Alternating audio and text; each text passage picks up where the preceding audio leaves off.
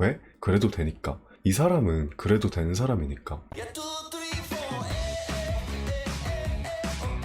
20대 여자입니다. 제 별명부터 말씀드리자면 만나는 사람마다 똥차를 만난다고 해서 별명이 폐차장입니다.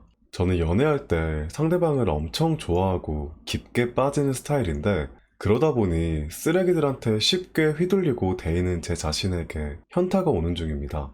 이렇게 되니까 정말 내가 문제인가 싶기도 하고 앞으로 누군가를 만날 때도 항상 불안하고 무섭기도 합니다. 어떻게 하면 소위 말하는 쓰레기들을 구분할 수 있을까요? 그리고 정말 제가 문제기 때문에 쓰레기들을 만나는 걸까요? 라는 고민입니다. 우리가 먼저 생각을 해봐야 할 게 소위 말하는 쓰레기들은 왜 쓰레기 짓을 할까에 대해서 생각을 해본 적이 있나요? 좀 더 거슬러 올라가서 생각을 해보면 그 사람들은 태생적으로 쓰레기였을까요? 아직 잘 모르겠다면 이야기하기에 앞서 소위 말하는 쓰레기에 대해 정리를 좀 해드릴게요. 쓰레기라고 하면 어떤 이미지인지 다 알잖아요. 근데 막상 설명해 보라고 하면 잘 못하는 경우가 많아요. 사람마다 기준이 워낙 다르기도 하고 표현하기 애매한 부분도 있거든요. 그래도 공통적인 특징들을 좀 말하라고 한다면 나를 아프고 힘들게 했던 사람, 나를 소중하게 대하지 않았던 사람, 나를 진심으로 사랑하지 않았던 사람 정도로 말할 수 있겠네요. 그러면 쓰레기란 한마디로 나를 진심으로 사랑하지 않기 때문에 소중하게 대해주지 않고 아프고 힘들게 했던 사람이라고 정리할 수 있겠네요. 여기까지 정리를 하고 우리 사연자분에게 질문을 하나 해볼게요. 사연자분 혹시 그 사람들이 처음부터 쓰레기인 걸 알고 만났나요?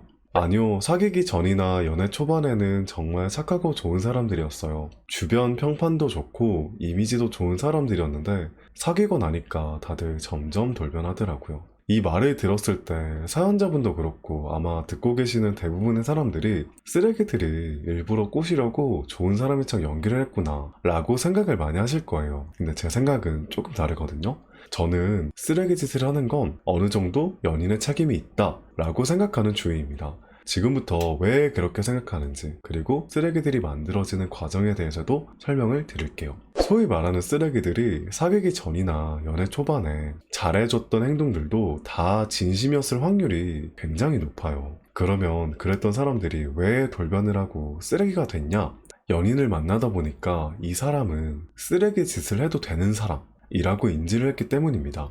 연인 관계에서 다들 동등한 관계라고 생각을 하지만 누가 더 좋아하냐에 따라서 정도의 차이일 뿐이지 보이지 않는 상하 관계가 형성이 되거든요. 덜 좋아하는 사람이 우위에 있고 더 좋아하는 사람이 아래쪽으로 깔고 들어갈 수밖에 없는 구조예요, 연애라는 게.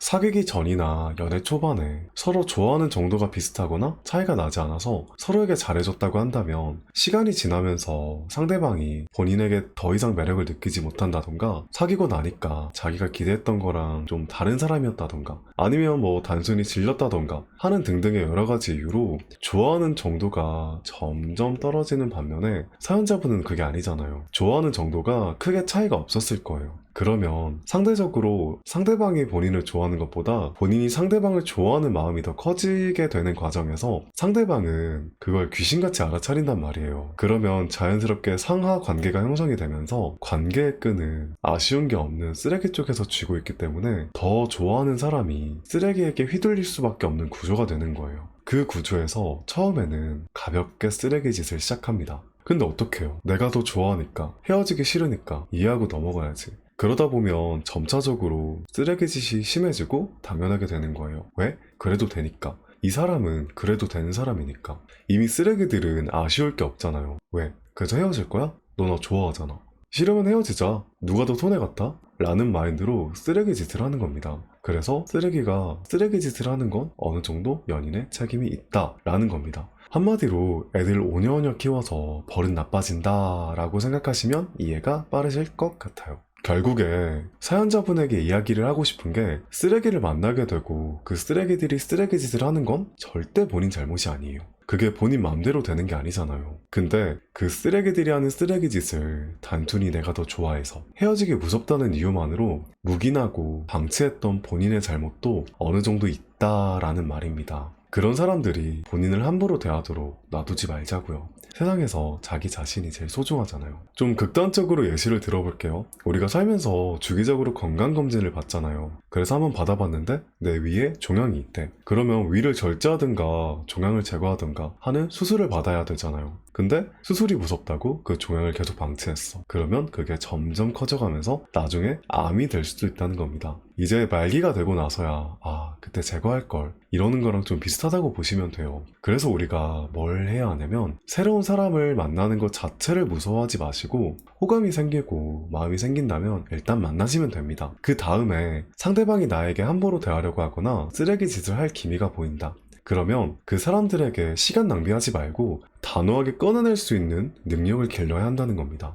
제가 말은 이렇게 해도 좋아한다는 마음이란 게 정말 신기한 게 이런 말을 수십 번, 수백 번 들어도 막상 누군가를 좋아한다는 전제가 깔리잖아요. 자기가 쓰레기 짓을 당하고 있는지도 모르는 경우가 정말 많더라고요. 남들이 보면 다 보여요. 그래서 주변에서 백날 헤어지라고 해도 귀에 들어오지도 않아. 그리고 이런 사람들은 쓰레기 짓을 하는 연인을 보면서 그것만 아니면 정말 좋은 사람인데 내가 조금만 더 참으면 될 거야. 내가 조금만 견디면 이 관계가 좋아질 거야 하고 생각을 하는 경우도 좀 많더라고요. 그렇게 연애하는 내내 힘들어하다가 헤어지고 나서야 이 사람 쓰레기였구나 하고 깨달으시더라고요. 대부분이 그래요. 아마 사연자분께서는 지금까지 쓰레기들을 만났던 기억들 그리고 경험들을 되짚어 보시면 그게 조금 더 보기 수월하시긴 할 거예요. 경험을 해본 게 나중에 진짜 큰 도움이 될 겁니다.